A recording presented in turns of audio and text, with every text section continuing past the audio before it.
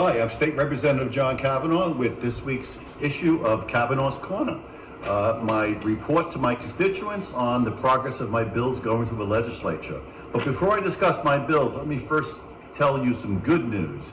And that is that the crisis over the appointment versus election of precinct committeemen has been resolved in a courtroom in Prescott, where a judge ruled that the law was unconstitutional and that we will be going back to the proper way of getting precinct committeemen, which is by filing petitions and being elected. And now to my bills. Good news, my HOA grass bill, artificial grass bill, got out of the Senate, so it's now going to be sent to the governor, hopefully for signature.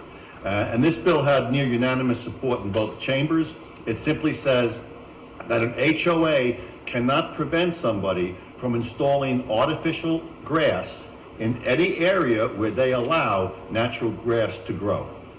They can have quality standards, so the artificial grass doesn't look like something from a cheap miniature golf course. But from now on, people could have low maintenance, beautiful, water-saving artificial grass in place of natural grass if they belong to an HOA, which had previously banned that. In addition, my animal fighting bill, which makes it a crime to bring children to animal fights, that passed out of the Senate committee, so it's on its way to the Senate floor and hopefully to the governor for signature. And that's another bill which had unanimous support.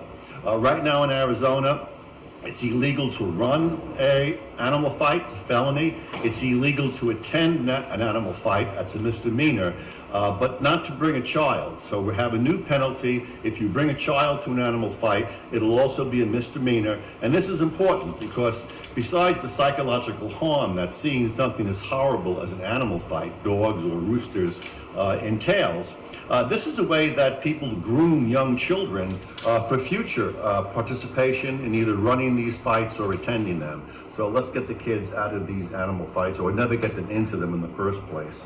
I also have my microchip bill that cleared committee in the Senate, so it's also on its way to a full vote and hopefully to the governor.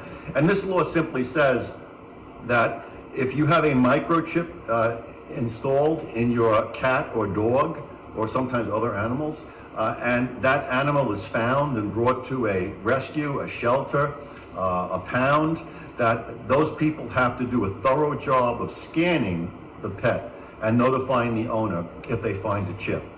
Sadly also, if your animal is lost and dies, hit by a car, what have you, and it's picked up and brought to an animal crematory for disposal, they too will have to scan for a chip to identify the owner and give the owner some closure for the deceased pet. Another bill that I had was my election observers bill. One of the problems we have in keeping elections honest and public trust in them high is we allow observers from the political parties to observe the process. And these observers are allowed to watch the ballots being counted and tabulated, but they weren't allowed to be everywhere. So my bill says anywhere they're doing these ballot processing procedures, you can have political party observers watch them. Another problem was oftentimes we couldn't do recounts because we couldn't get enough political party observers from both parties present to witness the count. We're solving that by first allowing not just the state party head, but county and even local legislative district party heads to appoint these observers if the different levels can't get enough observers appointed. And we're also allowing these processes to move forward even if we can't get the complete number of observers needed. Because the bottom line is we want to have these recounts and audits when they're required by law. It's part of transparency and public trust in elections.